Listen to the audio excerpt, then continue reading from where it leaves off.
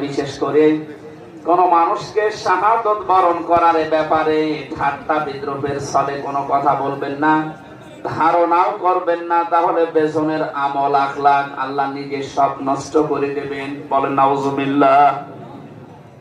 কোরআনে কারীম যেভাবে মানুষের সামনে উপস্থাপন করতে হয় এটা আল্লাহ আমাদেরকে শিখিয়েছেন। আমরা আল্লাহর ওই ধরনটা সামনে নিয়ে যে কোরআনে প্রবেশ করছি।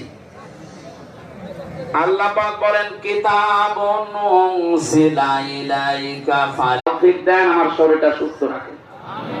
শরীরে আসলে পোলাচ্ছে না, ওরা যা খাওয়িয়েছে 3 বছর, স্বাভাবিক হতে একটু সময় লাগবে, তারপরও আপনাদের মতো মানুষের দোয়া পেলে আমি ইনশাআল্লাহ সুস্থ। বিশেষ করে কোন মানুষকে শাহাদাত বরণ করার ব্যাপারে ঠাট্টা বিদ্রুপের ছলে কোনো কথা বলবেন না, ধারণাও করবেন না, তাহলে পেছনের আমল আখলাক আল্লাহ নিজে সব নষ্ট করে দেবেন। বলেন নাউজুবিল্লাহ।